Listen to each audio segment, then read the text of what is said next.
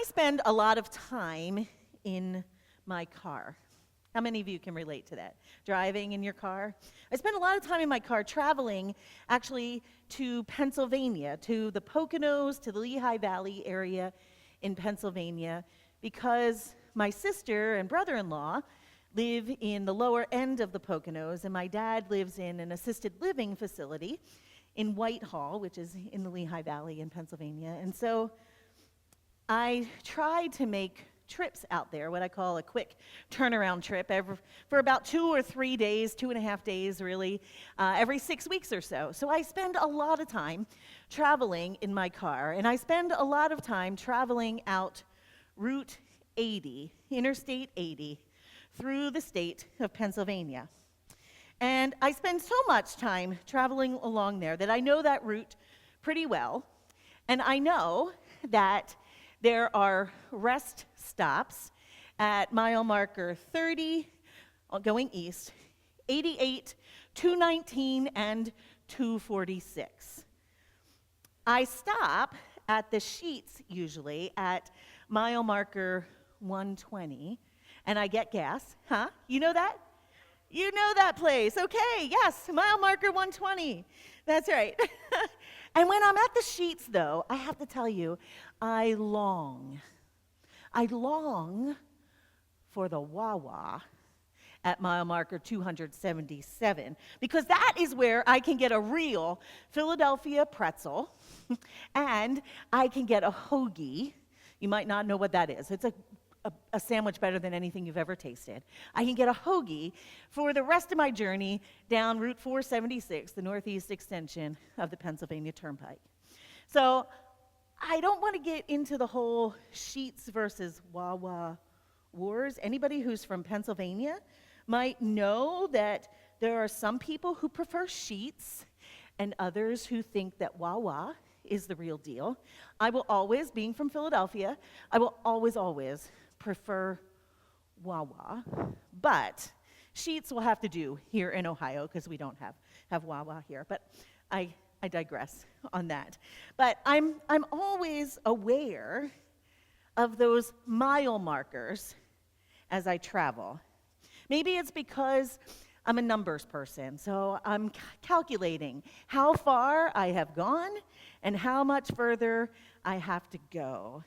I pay attention to those mile markers so that I know how far I've come and how much further I have to go on the journey. Mile markers and rest stops are images for us to consider on our journey in Advent and on our journey in life in general, too. Mile markers and rest stops, they give us pause. They allow us to reflect on where we are, where we have been, and where we are going. Mile markers allow us to reflect on where we are, where we have been, and where we are going. This season of Advent is kind of like a mile marker for us, or even a rest stop. It gives us pause. It allows us to reflect on our journey of faith. Where are we collectively as a church? Where are we as individuals in our own lives and in our lives of faith? Where are we going? Where are we going? And what are our longings? Our longings, and how are we going to get there? Now, many of us associate Christmas with traveling. We travel to visit friends and relatives. It's a travel season. But have you ever thought of Christmas itself, as a journey? The same is true for our spiritual lives. Advent is the first season in the Christian year. So like in the church year, or the liturgical year, as we might call it up at the traditional service, we journey through all of the seasons of the church. And the first season is Advent. And we prepare and we wait for Christmas. We mark this season with things we hear the words like preparation or getting ready and waiting as if we're going on a trip. But the difference is that we're not headed to a single destination, but rather plural, destinations. Destinations. As the saying goes, the journey is in the destination. And this is the way to Christmas. So throughout this particular season, our worship, our messages at both the Impact service and the traditional service, as well as the Bible studies that we're doing in this season of Advent leading up to Christmas, they've all been based on a book called On the Way to Bethlehem by United Methodist pastor whose name is Rob Fuquay. And each week in this season, we are looking at different places or different locations that are a part of the Christmas story. So last week, Pastor Carson talked about Jerusalem and the story of Zechariah and Elizabeth. He talked about the temple in Jerusalem and how important that place is in the Christmas story, where the angel Gabriel came and he appeared to Zechariah and told him that he and Elizabeth were going to have a baby. And that baby was John the Baptist. He was not only Jesus' cousin, but he was also a prophet who said, prepare the way for Jesus to come. And so last week, we learned about Jerusalem. Other places or locations that are important in the Christmas story and on this journey to Bethlehem include Rome, Nazareth, Bethlehem itself, we'll talk about that.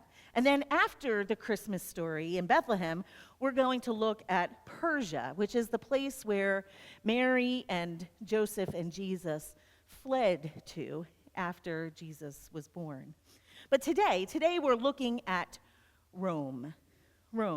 Now, Rome might seem like an odd place to include on a journey to Bethlehem or the journey to Christmas. But the story of Jesus' birth, as it's recorded in the Gospel of Luke, chapter 2, begins in Rome, actually. We read there, it says, "In those days, a decree went out from Caesar Augustus that all the world should be registered. This was the first registration and was taken while Quirinius was governor of Syria. All went to their own town to be registered." Now, Caesar Augustus reigned as the first Roman emperor from the year 27 BC, before Christ, or BCE, before the Common Era, to the year 14 after Christ. And a decision that was made by him in Rome is what led to Jesus' birth in Jerusalem. A decision made in Rome is what led to Jesus' birth in Jerusalem. Without Rome, we wouldn't have the Christmas story as we know it.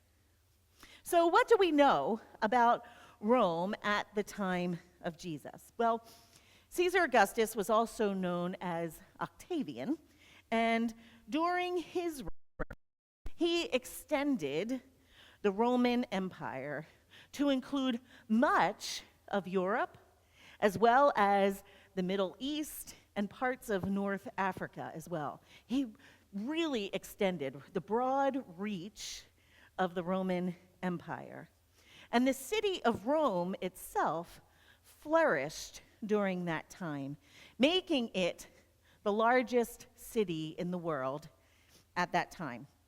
And by extending and expanding the size of this empire, Augustus built roughly 50,000 miles of roadways or highways, and he is also credited with ordering several different censuses, often for the purpose of increasing taxes or creating more tax revenue for the empire.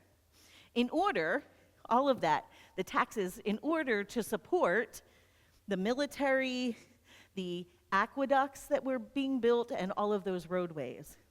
And one such census was taken around the year 6 BC. And that's the one that is believed to be the reason that Mary and Joseph traveled to Bethlehem. The timing sometimes in that day is a little off, and also communications in that time was not like we have the news or social media to say, hey, got to get to Bethlehem. It took a while for that news to get out. And so it was that decree in 6 BC or 6 BCE that led to Mary and Joseph heading to Bethlehem to be registered. Rome was a place of power. It was a place of power.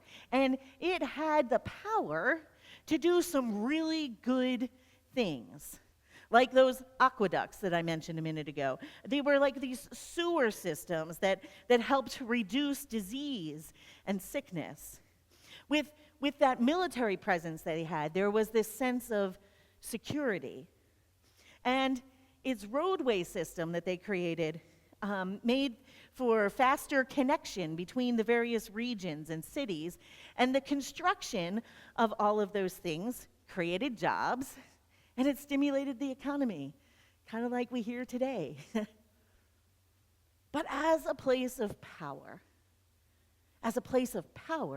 Rome also had the power to do things that weren't so good. For those who were living in those occupied territories, that expansion when they went to take over the areas of the Middle East and North Africa, for those living in those occupied territories, their compliance with the Roman laws was non-negotiable. They had to comply. And the Romans and their laws lacked sensitivity, if you will, to the local customs, to the religious customs and religious convictions of those who lived in those particular areas or territories. And so Rome treated those people who were conquered as second-class citizens, or maybe even more realistically, they treated them as non-citizens. They weren't citizens of Rome. They had no voice. They had no vote.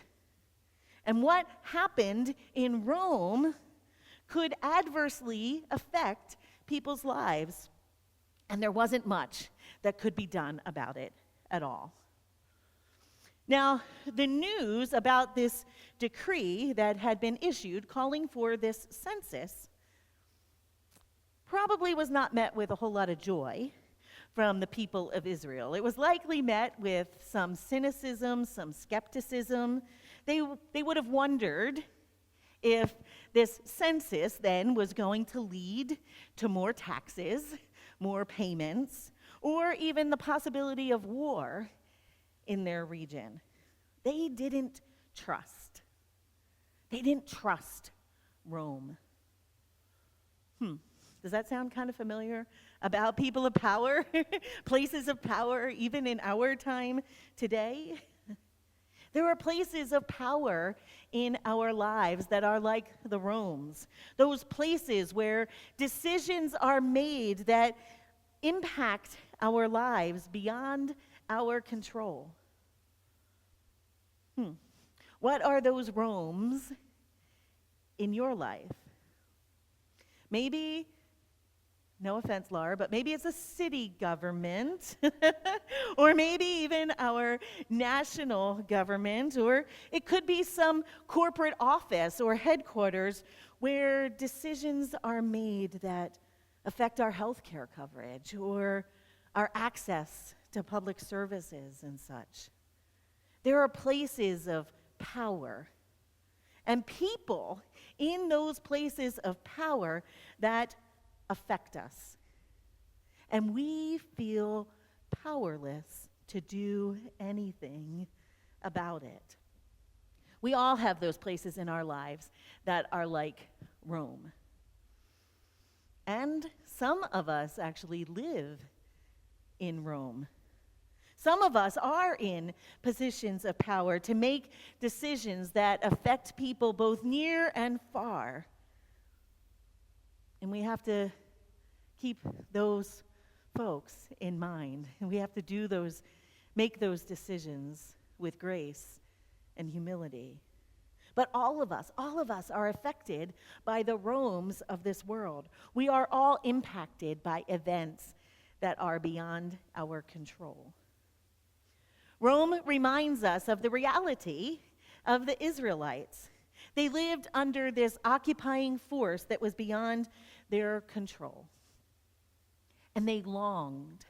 They longed for more.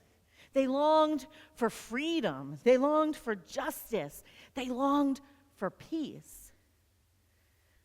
But changing the way things were felt impossible to them. All they could do was long for something better. And this, my friends, is where Advent begins. It begins in our longing. Advent represents our longings. What longings do you bring into this season of Advent and Christmas? And I don't mean little things like making some kind of New Year's resolution to lose weight or to eat a healthier or have a healthier lifestyle. I'm talking about something that's deeper here. What are those things that you are longing for?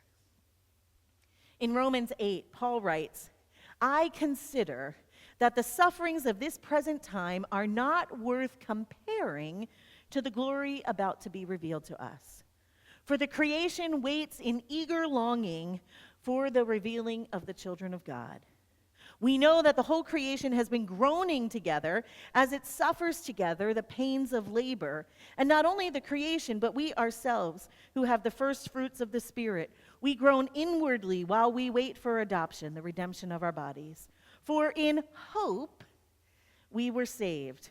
Now hope that is seen is not hope. For who hopes for what one already sees? But if we hope for what we do not see, we wait for it with patience.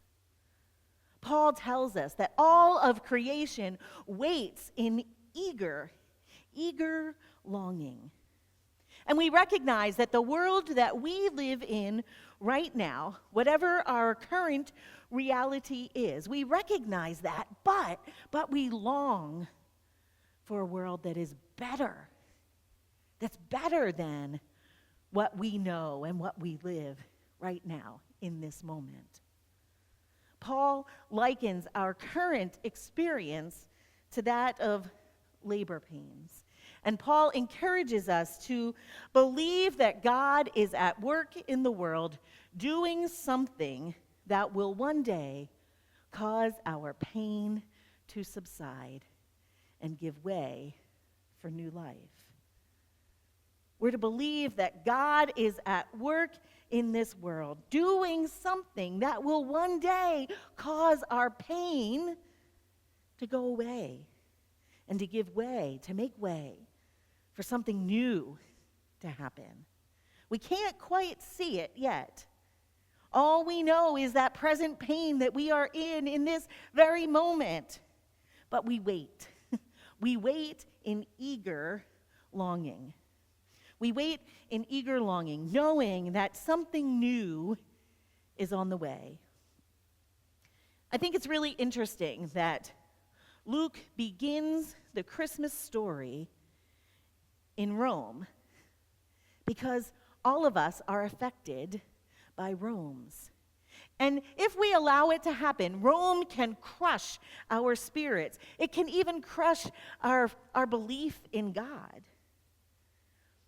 But the author of this study, Rob Fuqua, says that acknowledging Rome prevents the Christmas story from being turned into a tonic, something that gives us a warm fuzzy, a sweet and tender story to assuage the real challenges of the world. Beginning the story in Rome means that God dominates the scene there, right there in Rome, just as much as he does in the stable. It means that God can do far more than just motivate the sleepless shepherds out in the field. God can do so much more than that. God can do more than we could ever ask or imagine. Yes, God does reign over the Romes of this world, over presidents and prime ministers and generals and jailers. God does inhabit the hallways of capitals and headquarters and corporate offices. Rome can be a hard place to have faith, but it's also a place for us to realize our need for faith. And I have become aware of this even more in recent months throughout our recent political climate. And I remind myself with frequency, with regularity, that my faith should not rise and fall with whatever is happening in our political sphere. Empires come and empires go, but the purpose of God prevails. Empires come, empires go, but the purpose of God prevails. And looking for that purpose and seeking God's hand and God's presence, that's what builds our faith. God comes and God meets us in our Romes. God meets us in our weariness. God meets us in the midst of our pain, in the midst of our chaos, in the midst of our fear. God meets us, and God is at work in our deepest longings. Even if we can't see it yet, if we can't sense it, if we can't feel it, God is there.